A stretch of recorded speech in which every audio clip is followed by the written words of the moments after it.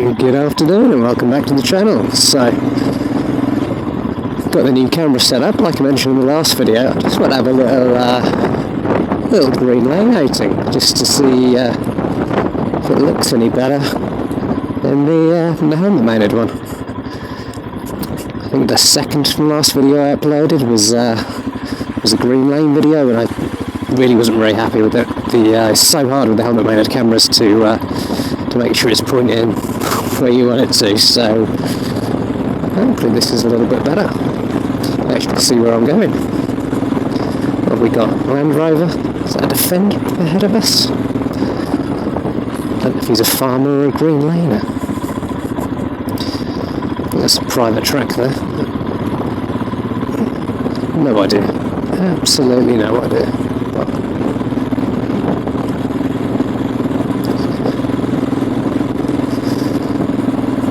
Let's just stand up. Okay, don't you listen to me.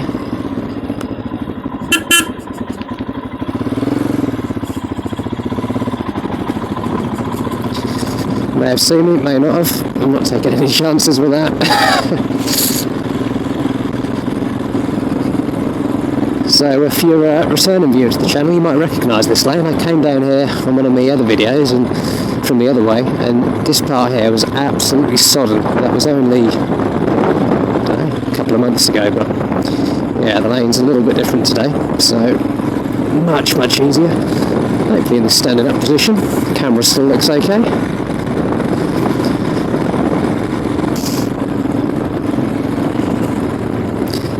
Really, if you're buying a Hemi from stock, you're buying a stock Hemi with the original Seat tyres, they're going to be fine for this. That's really the plan. I'm hoping by the end of the summer put about 2,000 miles on this bike. So I'm told that's the kind of natural lifespan of the standard Seats. They're not particularly good, and then I can get some more aggressive rubber for the winter. I need it that little bit more, but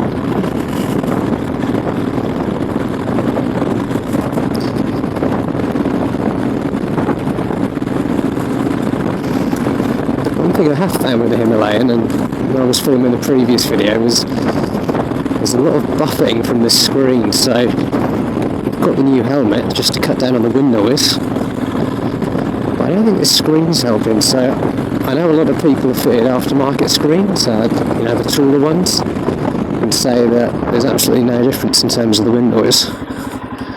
And a lot of people have got the little short screens on the bikes instead, and really it doesn't look like a screen at all. I'm not a huge fan of the look of those, but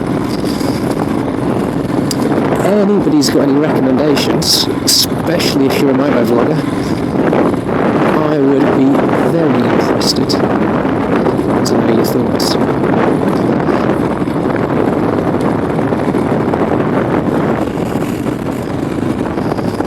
It's the way I see it. There's no point me forking out for a new mic if that buffing's still going to be there. Is it going to make a major difference? I don't know. Maybe it will. Maybe it won't. Well, let me know down below.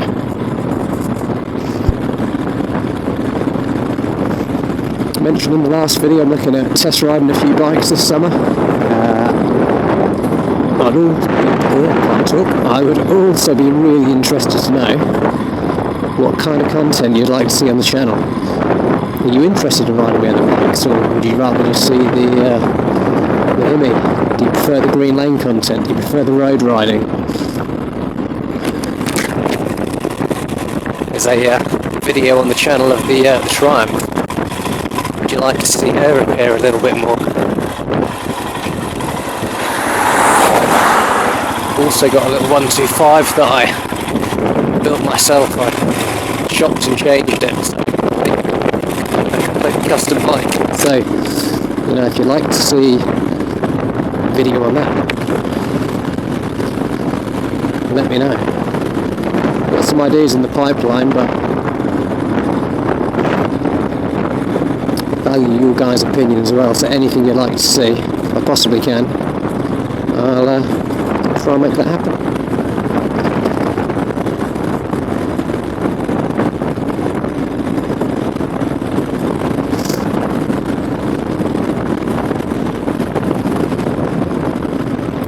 what I'm doing there. Saw a bit of sound and panic and gave it loads of back brake. It's a good lesson in not what to do. Could have been worse though, could have been the front brake. That would have been a bit of a disaster, but on the TCR that can literally soak up a bomb crater. God, that was a great little bike. Right, where do we go? Down here? Yeah, down here to the next one, I think.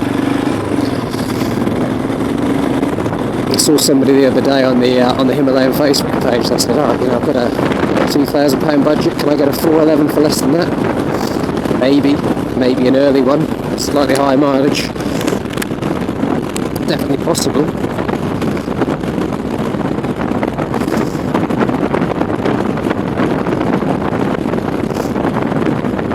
It'll be interesting to see what the prices do.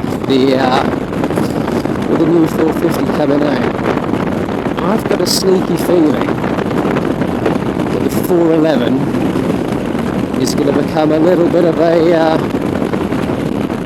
sought after bike in the next couple of years. That 450 divides opinions, so I think if you want to buy a 411, now's probably the best time to buy it. So I would say prices are probably as low as they're realistically going to get. But give it a couple more years. I don't know exactly when the 411 is going to be. You know, when that production run is going to come to an end. It may have already ended, and dealers are just getting rid of the last bikes they've got in stock. Certainly now, if you look at any of the Enfields from MotoGP, if you're in the market for any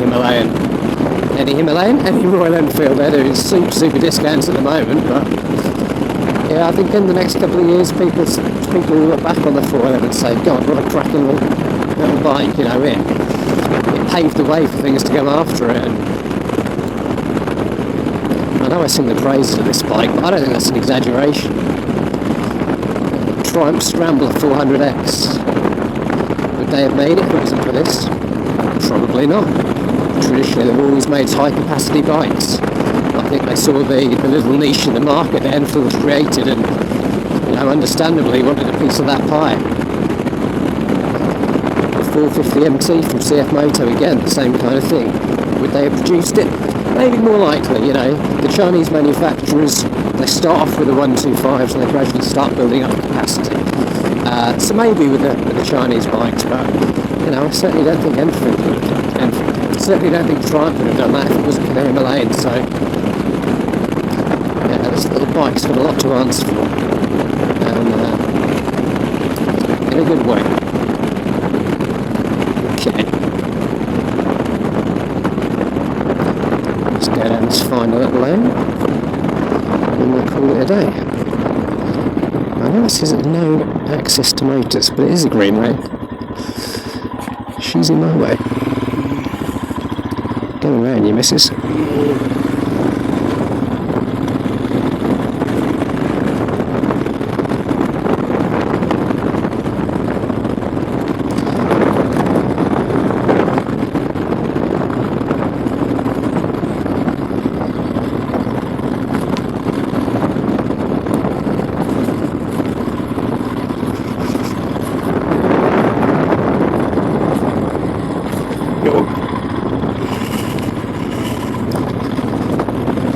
Blimey, these lanes are different. A decent amount of rain as well. I'm actually surprised it was as dry as this. Yeah, that was a bad idea.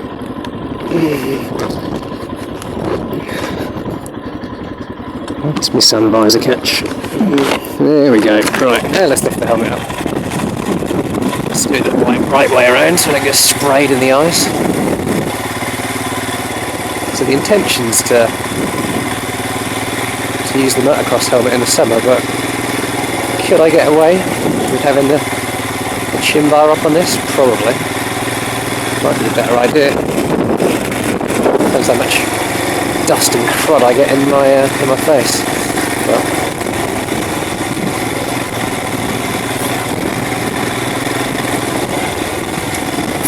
dog because we've got any idea on behind them whatsoever. At least the dog's on a lead, that's a good thing. Right, oblivious.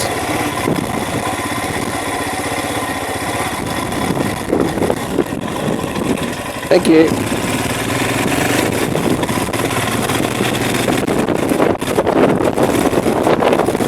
In fairness to them, the sign does say unsuitable for motors, but it is a green lane, it's on the map, so we're all good.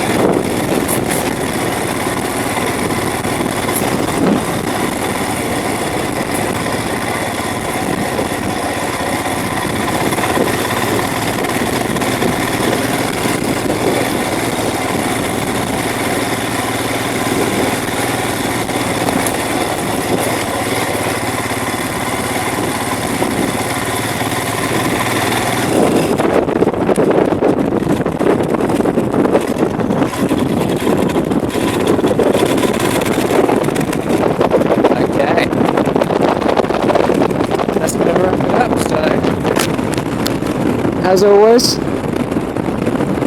thank you all so much for watching. Ride safe, and until the next time, goodbye.